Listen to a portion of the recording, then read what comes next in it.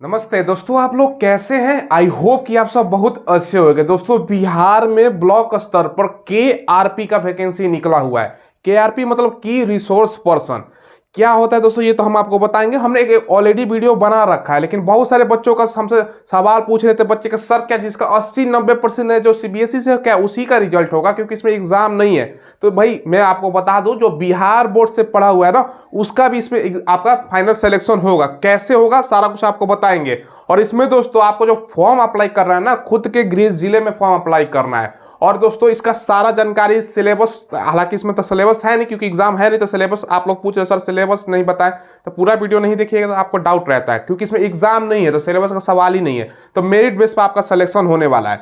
तो पूरा डिटेल्स में आपको जानकारी देंगे। सैलरी कितना मिलेगा, काम क्या करना पड़ेगा, ये भी बच्चे हमसे पूछ रहे थे, सर क्या ये परमानेंट जॉब है कि नहीं है, मतलब सारा कुछ बताएंगे। पूरा वीडियो को देखिएगा। चलिए वीडियो को शुरू करते हैं। और आप लोग चैनल को सब्सक्राइब कीजिएगा, हम लेटेस्ट वैकेंसी का आपको इन्फॉर्मेशन प्रोवाइड करवाते हैं। एक तो दोस्तों जो वैकेंसी ऑफलाइन आती है उसकी जानकारी मिलती है, ऑनलाइन वैकेंसी मिलती जो आती है उसकी जानकारी मिलती है, और कभी कभी जो वैकेंसियां होती है ना कॉन्ट्रैक्ट बेस पे भी आती है, तो उसकी भी जानकारी मैं प्रोवाइड करवाता हूं। चैनल को सब्सक्राइब कीजिएगा, बेल आइकन प्रेस कीजिएगा। सबसे पहले दोस्तों, जैसे मैंने बताया कि बिहार ब्लॉक में केआरपी का ये वैकेंसी निकला हुआ है। केआरपी मतलब की रिसोर्स पर्सन। हम आपको काम आगे बताएंगे।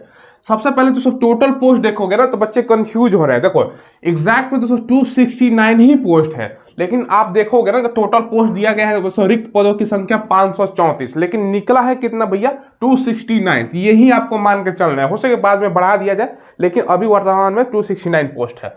18 मार्च इसका लास्ट डेट है। और फॉर्म जो आपको अप्लाई करना है ना दोस्तों, ठीक है, फॉर्म जो आपको अप्लाई करना है ना, ये दोस्तों आपको ऑनलाइन फॉर्म अप्लाई करना है। ध्यान रखिएगा, अगर आपको फॉर्म अप्लाई करते समय दिक्कत आ रहा है तो कमेंट में बताइएगा, हम फॉर्म फिलिंग का एक वीडियो बना देंगे। ठीक है, तो आपको लिंक भी मैं प्रोवाइड करवा दूंगा वीडियो के डिस्क्रिप्शन में, उसके माध्यम से खुद भी आप अप्लाई कर सकते हो। ठीक है, चलिए तो वीडियो में आगे बढ़े उससे पहले एक चीज मैं आपको बता देता हूं। चाहे आप रेलवे का मॉक टेस्ट लगाना चाहते हो, वर्तमान में एएलपी के वैकेंसी, टेक्नीशियन का वैकेंसी, आरपीएफ का भी वैकेंसी आने वाला है, एनटीपीसी, टीसी वगैरह और ग्रुप डी का भी वैकेंसी आने वाला है। एसएसजीडी का मॉक टेस्ट लगाना चाहते हो, सीएचएसएल का, एमटीएस का, यानी कोई भी दोस्तों एसएससी का एग्जाम का मॉक टेस्ट लगाना चाहते हो, रेलवे का मॉक टेस्ट लगाना चाहते हो, बैंकिंग एग्जाम का, पुलिस दरोगा यानी स्टेट गवर्नमेंट, और दोस्तों कोई भी प्रकार का आप अन मॉक टेस्ट लगाना चाहते हो ना, तो टेस्ट बुक की तरफ से दोस्तों स्पेशल ऑफर चल रहा है। ठीक है, लिमिटेड सेल है दोस्तों, इंड ऑफ विंटर नाम से। ठीक है, जिसमें दोस्तों साल भर का टेस्ट बुक का जो पास है ना, मात्र 263 रुपए का मिल रहा है। और टेस्ट बुक का साल भर का जो पास प्रो है ना, मात्र 351 रुपए का आपका मिल रहा है। स्पेशल ऑफर चल रहा है, लिमिटेड ऑफर है दोस्तों समय के लिए। ठीक है, और दोस्तों इससे भी बढ़कर अगर आप मेरा कूपन कोड यूज करोगे ना, स्मार्ट SMART, तो आपको 12% का एक्स्ट्रा डिस्काउंट मिल जाएगा। ठीक है, कोई भी दोस्तों एग्जाम आपको निकालना हो ना, तो मॉक टेस्ट देना बहुत जरूरी होता है। मॉक टेस्ट देने से एक तो आपको स्पीड बढ़ता है और आपको आइडिया लगता है एग्जाम में किस तरह का प्रश्न पूछा जाता है। ठीक है, तो तमाम प्रकार का मॉक टेस्ट दोस्तों टेक्स्ट बुक के माध्यम से लगा सकते हो। अक्सर आप लोग मुझसे कहते हो ना कि सब हमने तैयारी तो बहुत अच्छा किया था। देखो रिजल्ट इसीलिए नहीं होता क्योंकि आप लोग मॉक टेस्ट नहीं लगाते हो। तो आज से मॉक टेस्ट लगाना स्टार्ट कर दो। लिंक आपको वीडियो के डिस्क्रिप्शन में मिल जाएगा, और मेरा कूपन कोड स्मार्ट यूज करना मत भूलिएगा। आपको 12% का एक्स्ट्रा डिस्काउंट मिल जाएगा, और 1 साल तक तमाम प्रकार का मॉक टेस्ट आप लगा सकते हो, विभिन्न प्रकार के एग्जाम का। इसमें एज जो है ना 1 जनवरी 2024 से काउंट हो रहा है। भैया एज में कोई प्रॉब्लम नहीं होगा आपको। देखिए ध्यान से कैसे एज की बात करें तो 21 साल से लेकर 45 साल तक, तो अच्छा खासा एज है, कोई दिक्कत होने वाला नहीं है। चलिए अब डेट ऑफ बर्थ से हमने बता दिया। अगर आपका जन्म दोस्तों 1 जनवरी 1979, दोस्तों कहने का मतलब 1900 दोस्तों 79 से लेकर 1 जनवरी ये 2003 हो जाएगा दोस्तों। ठीक है, ये 2003 तक आपका डेट ऑफ बर्थ है ना, तो आप लोग अप्लाई कर सकते हो। तो समझ लो डेट ऑफ बर्थ में कोई प्रॉब्लम नहीं होना चाहिए। बहुत मतलब 45 साल तक मांगा जा रहा है, समझ रहे हो ना। तो भाई आपका जन्म 1 जनवरी 1979 से 1 जनवरी 2003 तक है, तो आप लोग फॉर्म अप्लाई कर सकते हो। ठीक है, सिलेक्शन प्रोसेस, इसमें एग्जाम नहीं है, सीधे तौर पर आपका आप भर्ती होगी। तो किस आधार पर भर्ती है हम आपको बता रहे, समझिएगा आसान तरीके से। सबसे पहले दोस्तों आपको जो फॉर्म है आपको होम डिस्ट्रिक्ट में अप्लाई करना है। अब आपके मन में सवाल आएगा, सर चलो होम डिस्ट्रिक्ट में अप्लाई करना है तो हमारे डिस्ट्रिक्ट में, हमारे जिला में कितना पोस्ट है, तो वो मोबाइल की स्क्रीन पर देख लीजिए। देखिए दोस्तों टोटल हमको पोस्ट पहले आपको मैं बता देता हूँ। देखो कुल आपको पदों की संख्या है 534 पोस्ट है, जिसमें से आपका देखोगे ना रिक्त केआरपी की संख्या यहाँ पे दिया गया है, नीचे आओगे ना तो 269 पोस्ट है, जिसमें से दोस्तों आप लोग जनरल का देखो तो आपका यहाँ पे दिया गया 42 पोस्ट है, ईबीसी का आपका 63 पोस्ट है। बाकी दोस्तों ये महिला का हो गया, बाकी दोस्तों ये एससी में मेल का है, और दोस्तों ये बीसी में ये मेल का हो गया, बाकी ईडब्ल्यूएस का 23 पोस्ट है। वैसे है बाकी दोस्तों ये सब महिला का पोस्ट है, तो 5-10 ये महिलाओं का पोस्ट है। ठीक है, तो देख सकते हो। अब देखिए दोस्तों यहाँ पर आप लोग पोस्ट देखो ना 534 है, जिसमें 269 अभी निकला हुआ है। हो सकता है बाद में दोस्तों वैकेंसी इंक्रीज इंक्रीज कर दिया जाए, क्योंकि इतना पोस्ट भैया है लेकिन इतना ही जारी किया गया तो वैसे लिखा गया, हो सकता है बाद में बढ़ा दिया जाए तो आपको 534 भी मान के चलना है। अब देखिए डिस्ट्रिक्ट वाइज आपका पोस्ट में बता देता हूँ। पटना में 223 पोस्ट है, जिसमें से अभी वर्तमान में 12 निकला हुआ है। नालंदा में आपका 8, चलो वर्तमान में जो KRP निकला हम वही केवल आपको बता देते हैं, ठीक है। बक्सर में आपको अगर हम बात करें तो 3 पोस्ट हो गया, भोजपुर में 3 है, रोहतास में 5 है, कैमूर में 5 है। अब यहाँ पे देखो ना, अपना कैटेगरी आप लोग देख लीजिएगा। जैसे दोस्तों हम बात करें ना पटना में, जैसे पटना में दोस्तों अगर आपको बात करें तो दोस्तों पदों की संख्या, जिसमें से आपका 2 हो गया, जनरल का ABC का 2 है, बाकी महिला का 1 पोस्ट हो गया, बाकी SC का 3 पोस्ट है। तो वैसे अपना कैटेगरी में भी पोस्ट देख लेना है। मान के चलिए आपका कैटेगरी में अगर पोस्ट नहीं है ना, जैसे भोजपुर में देखिए आपका 3 ही पोस्ट है, जिसमें से EBC का 1 पोस्ट है, ठीक है। तो भैया तो वहाँ पर दिक्कत हो जाएगा, SC का 2 पोस्ट है। तो अपना कैटेगरी भी देख लेना है अपने डिस्ट्रिक्ट में कि आपके है कि नहीं। अगर जनरल में पोस्ट है और आपके कैटेगरी में नहीं, तो जनरल से कोई भी अप्लाई कर सकते हैं, ये ध्यान रखिएगा, जनरल से कोई भी भर सकता है, ठीक है।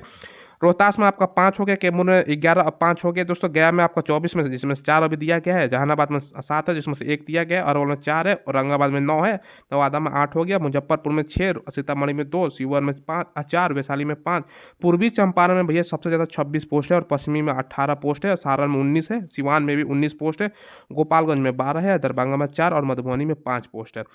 इसके अलावा दोस्तों अगर हम बात करें, समस्तीपुर में 9 है, बेगूसराय में 8 है, खगड़िया में 7 पोस्ट है, पूर्णिया में 4 है, अररिया में 6 है, कटिहार में 4, किशनगंज में 4, सहरसा में 7, सुपौल में 6, मधेपुरा में 6 है, मुंगेर में 2, शेखपुरा में 3, आपका लखीसराय में 2, जमुई में 5 और भागलपुर में 10 पोस्ट और बांका में कुल मिलाकर 4 पोस्ट है, ठीक है।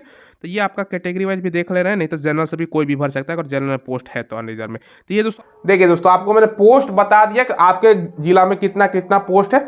चलिए सबसे पहले वैकेंसी आप लोग पूछ सकते हो सर ये परमानेंट है कि क्या है। देखो आपको मैं बता देता हूं, ये दोस्तों आपका 60 सालों के मतलब 60 साल जितना आपका एज होता है ना, उतना साल तक आपके लिए वैकेंसी रहने वाला है। यानी 60 साल की उम्र तक आपको कोई हटाने वाला नहीं है, लेकिन कॉन्ट्रैक्ट आपका कॉन्ट्रैक्ट बेस पे है, यानी संविदा के आधार पर ही वैकेंसी है, ये मान के चलिए आप लोग, ठीक है। ये परमानेंट जॉब नहीं है दोस्तों। क्या मैंने बताया कि ये दोस्तों आपका परमानेंट जॉब नहीं है, ये जो वैकेंसी है आपका कॉन्ट्रैक्ट बेस पे है, ठीक है। लेकिन आपको कोई हटाएगा नहीं। हटा कब सकता है, अगर आप मान के चलो दोस्तों काम में बिना किसी को बताए हुए भैया 20 दिन गायब हो गए, दारू पी के आ गया, या कोई अभद्र व्यवहार कर दिया, या काम जो बड़े आपके अधिकारी ने कुछ काम दिया आपको तो वो काम नहीं करो, तो उस सिचुएशन पर आपको हटाया जा सकता है। ये दोस्तों ये प्रावधान किया गया है। लेकिन 60 साल तक कोई नहीं हटाएगा। हम आपको नोटिस जो दिखाएंगे ना वो भी आपको दिखा देंगे, ये सब प्रावधान है। तो भैया 60 साल के लिए है। चलो इसमें दोस्तों आपका सारा कुछ बताएंगे, सैलरी वगैरह कितना मिलता है। पहले सैलरी पर बता देते हैं। देखो इसमें दोस्तों मिनिमम आपका जो सैलरी है ना वो दिया गया है, आपका 1 महीना में 20 दिन का मिनिमम आपको लिया जाएगा। कहने का मतलब क्या है, 20 दिन कम से कम आपको महीना में काम दिया जाएगा, कम से कम, ज़्यादा से ज़्यादा 30 दिन भी काम दिया जा सकता है। और दोस्तों पर डे का काम का 500 रुपये आपका हिसाब से मिलेगा। यानी 20 दिन मिनिमम काम करोगे ना तो आपका जो सैलरी है तो भैया 10,000 हो जाता है, कम से कम 10,000 सैलरी, इससे कम तो नहीं मिलेगा। ये ऐसा लिखा हुआ है नोटिफिकेशन में।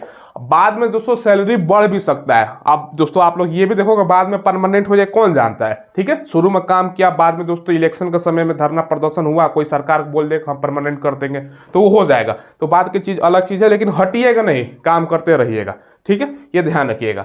बाकी ये चीज़ें हैं। बाकी दोस्तों यहाँ पर आपका काम हम आगे बताएंगे। पहले सिलेक्शन कैसे होगा ध्यान समझिएगा। सबसे पहले दोस्तों मेगा सूची आपका 10th का आपका अधिकतम 30 अंक, अगर आपने 10वीं कर रखा है ना तो 30 अंक, 12वीं कर रखा है तो इसका 30 अंक, और दोस्तों आपने ग्रेजुएशन यानी स्नातक कर रखा है ना इसका 30 अंक, और दोस्तों आपने पोस्ट ग्रेजुएट यानी स्नातकोत्तर कर रखा है ना इसका 10 अंक। अब देखिए आप लोग कहोगे कि सर क्या पीजी भी इसमें मांग रहे हैं? नहीं, आप सिंपली ग्रेजुएट है तो फॉर्म भर सकते हो। इसका मतलब दोस्तों कोई अनिवार्य नहीं है कि ये हो तभी आप भरो, ठीक है। तो आप ग्रेजुएशन कर रखे हैं, बीए कर रखे हैं, बीकॉम या बीएससी कर रखे हैं तब भी फॉर्म को भर सकते हैं। ग्रेजुएशन इसमें क्वालिफिकेशन मांगा जा रहा है, ठीक है। हाँ, जो पीजी किया हुआ है उसका 10 अंक अलग से एक्स्ट्रा मिलेगा, ठीक है। चलिए अब यहाँ पर दोस्तों जैसे 10वीं का 30 अंक अधिकतम, 12वीं का 30 अंक, ग्रेजुएशन का 30 अंक और दोस्तों पीजी का 10 अंक, ये 100 अंक हो गया। अब देखिए दोस्तों कैसे आपको अंक मिलेगा, एग्जाम्पल से मैं समझाता हूँ। अगर आपका 10th में 45 से कम अंक है तो आपको 10 अंक मिलेगा, 45 से 59 के बीच में है तो आपका 20 अंक मिलेगा, 60% या उससे ज़्यादा है तो आपका 30 अंक मिलेगा। 10वीं में हो, 12वीं में हो या दोस्तों आप ग्रेजुएशन हो तो ऐसे आपका अंक मिलेगा। अब देखिए दोस्तों, यहाँ पर बिहार बोर्ड और जो सीबीएसई से बच्चा है इसमें कंफ्यूजन इसलिए हो रहा था ना कि सर सीबीएसई वाला 80-90 आ रहा है। भैया उससे क्या मतलब है आपको, 60 आपका अधिकतम जो परसेंट यहाँ पे देखो 60 से ऊपर है तो अधिकतम 30 अंक है, तो आपको 60 ही पे तो मिल जा रहा है। तो 60 हो, 61 हो, 62 हो या 99 हो, नंबर तो आपको उतना ही मिलेगा ना, 30 ही मिलेगा। ठीक है, जैसे कि इसमें 30 अंक है। ठीक है, बात समझे कि नहीं समझे। 90% हो तो उसका ज्यादा मिल जाएगा, 30 ही अंक नहीं मिलेगा। और जिसका 45 से 59 के बीच में उसको 20 अंक, उसको नुकसान है, उसका कम चांस है। अब इसका 60 से ज्यादा उसका तो बहुत ज्यादा चांस है। हाँ ये भी है भैया जिसका 45 हो, अपने गृह जिला में अप्लाई करना है, वहां पर कोई अप्लाई ही नहीं किया दूसरा, तो वहां पर उस कंडीशन में हो सकता है। यानी सबको फॉर्म अप्लाई करना है, ये भी ध्यान रखिएगा। ठीक है, और दोस्तों इसमें अप्लाई फी भी नहीं लग रहा है, इसलिए आपको सभी को फॉर्म अप्लाई करना है। ठीक है, ट्राई करने में क्या जाता है, खुद से मोबाइल से फॉर्म भर दो। ठीक है, ये ध्यान रखिएगा।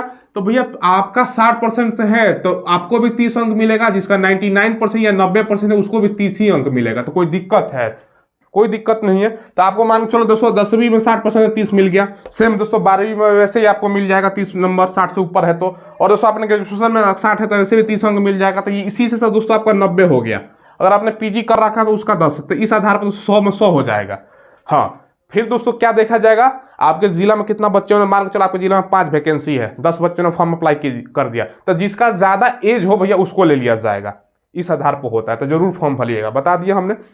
अब देखिए दोस्तों, डॉक्यूमेंट्स 10th का, 12th का और ग्रेजुएशन का आपका पास अंक पत्र और प्रमाण पत्र, यानी दोस्तों आपके पास सर्टिफिकेट और मार्कशीट, निवास आपका और जाति प्रमाण पत्र ये लगेगा। ठीक है, ओबीसी है, एससी है, एसटी है, जो भी है तो अपना बना लीजिएगा, और डोमिसाइल आपको बना लीजिएगा, तो ये लगेगा। आधार कार्ड ऑलरेडी, फोटो वगैरह ये सब तो बेसिक जानकारी आपके पास होगा, डिटेल्स। ठीक है, तो ये है। अब दोस्तों केआरपी का काम क्या है, क्या करना पड़ेगा, और सारा डिटेल्स जो बाकी रह गया है ना वो आप मोबाइल की स्क्रीन पर देख लीजिए। केआरपी में अगर आपका जॉब लगेगा ना तो आपका काम क्या होगा, कर्तव्य और दायित्व यहाँ पर दिया गया। सभी दोस्तों मुख्य स्रोत व्यक्ति KYC, जिसका फुल रूप होता है की रिसोर्स पर्सन, अपने अपने प्रखंड में, ध्यान रखिएगा, आपका खुद के प्रखंड में साक्षरता कार्यक्रम का प्रबोधन हो गया, अनुश्रवण करने का काम मिलेगा, प्रशिक्षण यानी ट्रेनिंग का काम है, योजना निर्माण, जो भी दोस्तों स्कीम वगैरह आएगा ना उसका निर्माण, और दोस्तों कार्यान्वयन का कार्य जिला कार्यालय पदाधिकारी एवं आपका प्रखंड शिक्षा पदाधिकारी से प्राप्त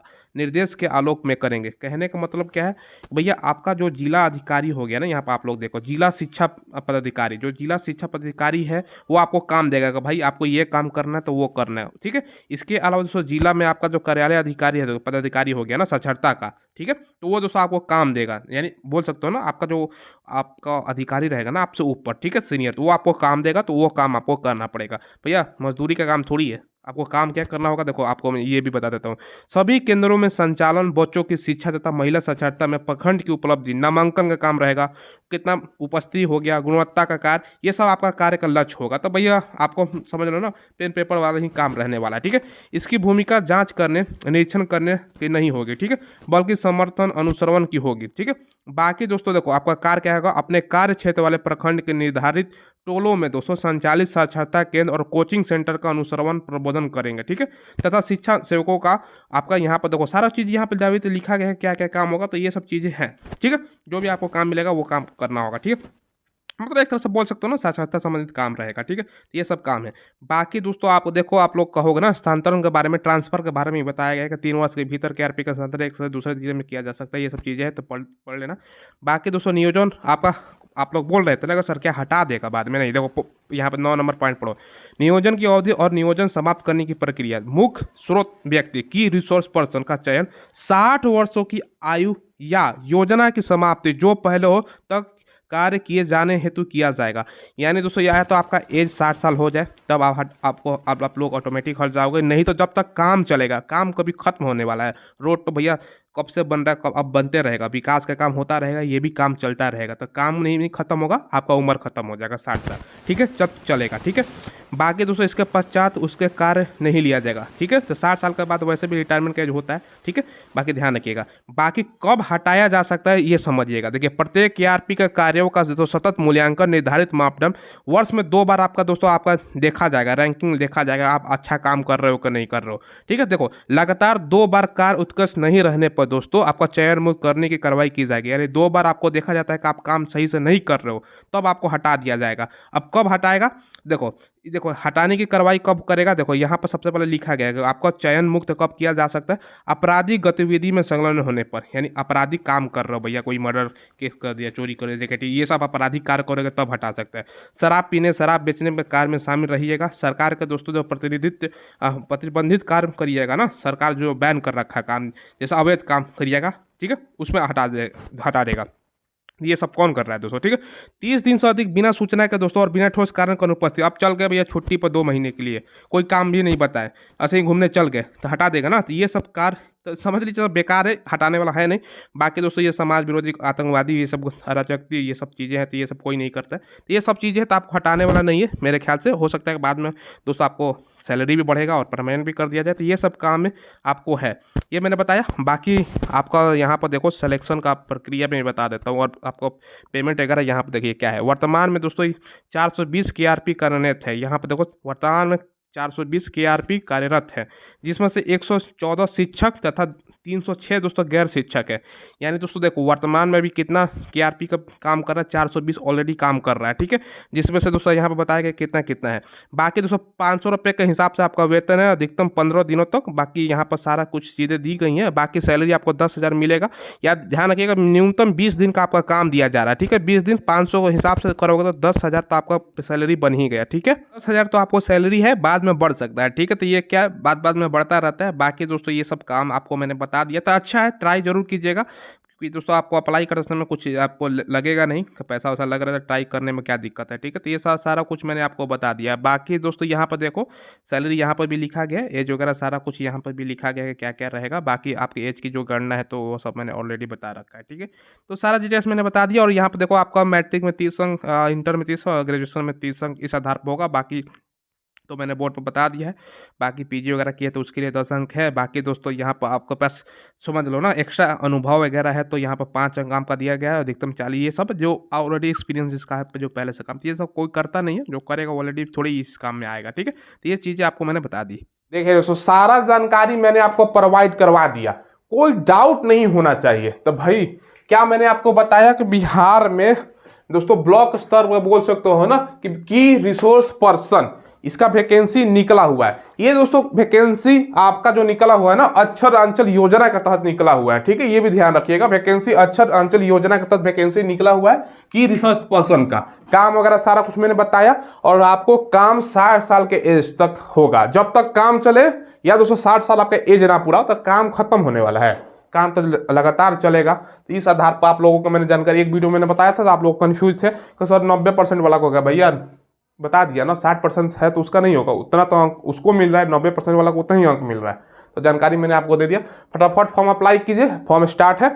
चलिए दोस्तों अब भी कोई डाउट है तो आप पूछ लीजिएगा कमेंट के माध्यम से। धन्यवाद।